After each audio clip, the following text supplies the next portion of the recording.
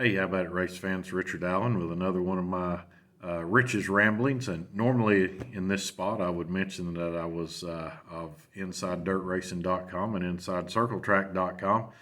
But if you may have seen, I posted something on the website, and it's been on social media, that I'll no longer be part of InsideDirtRacing.com or InsideCircleTrack.com. Not because anything went wrong or anything like that. There's no bad blood, no hard feelings, nothing like that. Michael Moats and I are still very good friends. Where it comes from, where the idea to move comes from, actually dates back to the NASCAR race in Nashville when I had credentials to cover that race.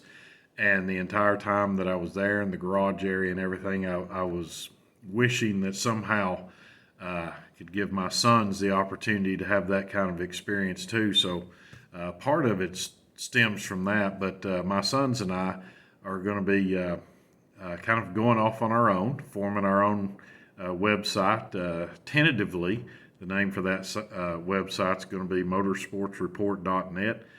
We're still working on that, and really one of the primary reasons why we're doing it is because my oldest son, Cody, is a computer science major at the University of Tennessee. And to for him to design, come up with, maintain a website would be something good that he could put on a resume one of these days. And we're also looking into the possibility of a racing-related app that he would be developing as well. So again, that would be something else to put on his resume. There's a few other things out there kind of in the works. For example, I have a book, a fictional book, a novel that I've been working on with a dirt racer as the central character.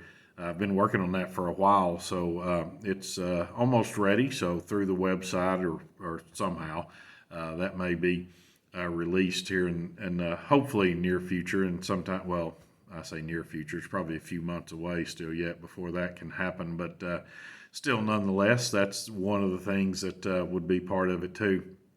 But so I'm no longer with InsideDirtRacing.com and InsideCircleTrack.com for now to help build up our new site's Facebook page. We have a new Facebook page. It's just simply called Motorsports Report there on Facebook. So take a look at that and consider giving it a like and a follow so that you can keep up whenever the new site is ready. My son's still finishing up this semester at UT. He's still got finals to do, and then after the finals are up, he's going to start, dedicating the time to developing the website. So until then, like I said, I'll be posting stuff on the Motorsports Report Facebook page. So just keep checking that out. I just put up a story about Chris Madden's brilliant tire conservation at the Blue Gray 100 at Cherokee Speedway.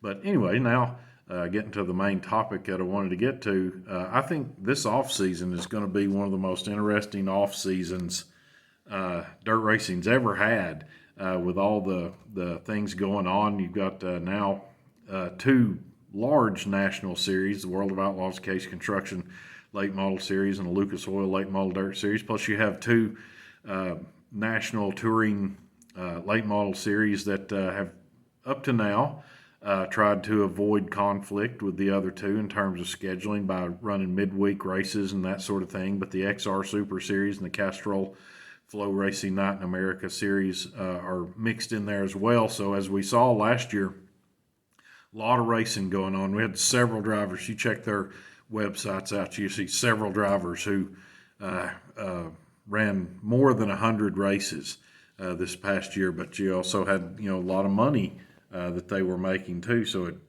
kind of came with benefits as well as with all the work.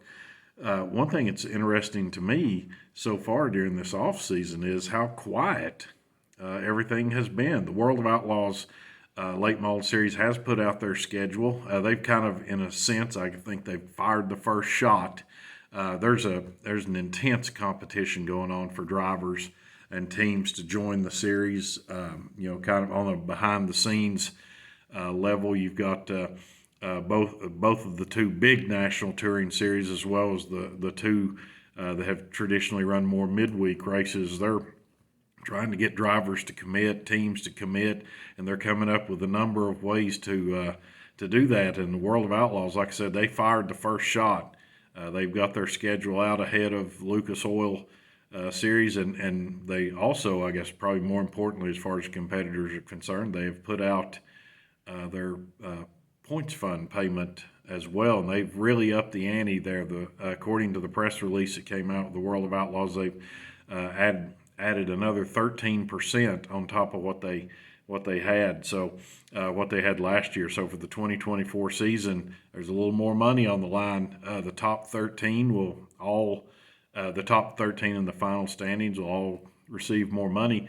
The champion is going to win $205,000 from the World of Outlaws, which in comparison, last year Bobby Pierce was the World of Outlaws champion. He got $175,000, so it's an increase of $30,000.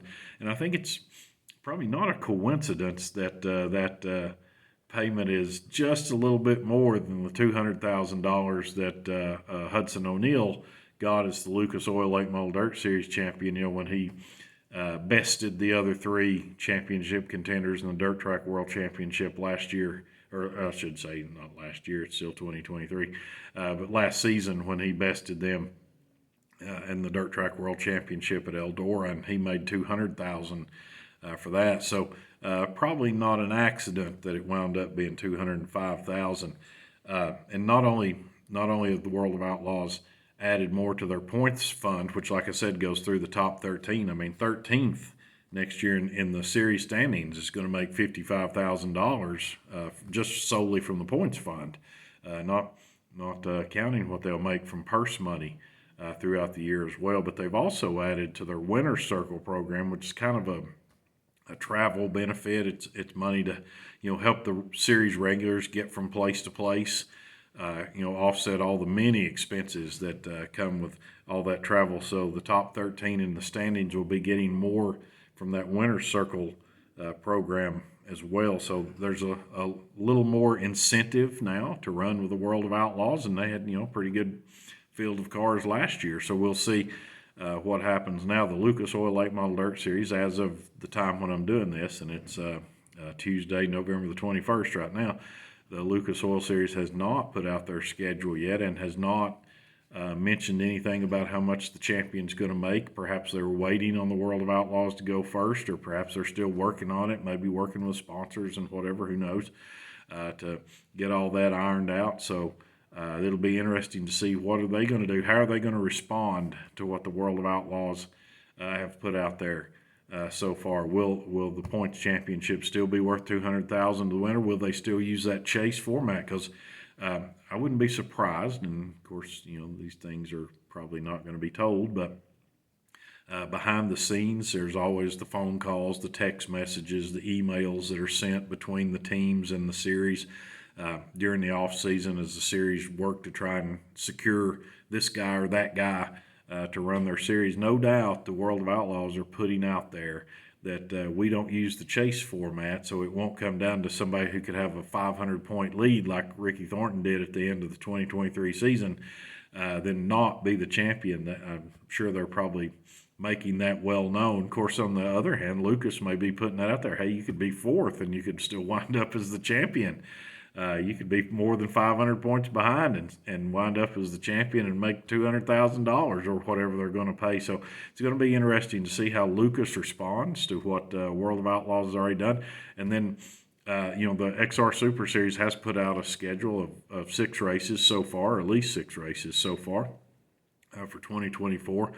I'm sure Castrol Flow Racing Night in America is no doubt working on theirs, and maybe they're waiting to see what the national tours are going to do, because a lot of times those flow races sort of run on, say, a Tuesday or a Wednesday, kind of in companion to wherever the World of Outlaws or Lucas Oil might be on that coming weekend. So it kind of reduces the travel that the drivers and teams have to do so they can get to the next place more easily. But it's going to be interesting to see which drivers go where. Will anybody jump ship from the series that they ran last year, or will they stay put? Will new guys pop in that hadn't been running a series before? Last year Brandon Overton and Jonathan Davenport jumped in where they had been previously kind of running those so-called outlaw schedules, and now or last year they ran with Lucas because there was so much more money involved. It was worth so much more to run with Lucas. So maybe maybe there'll be others who might jump in there and look to do something like that.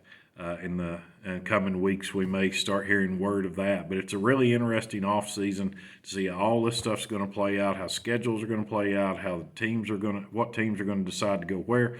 And of course, the way the schedules have worked the last few years, and I'm sure it probably will again this year, during Georgia-Florida Speed Weeks, the two series really don't collide until probably out in March or April. So you could theoretically go down there, as several guys do, and run every race in Georgia and Florida, and then just come out of there and see where you stack up in the points, and then you might make your decision. We're going to go here, we're going to go there.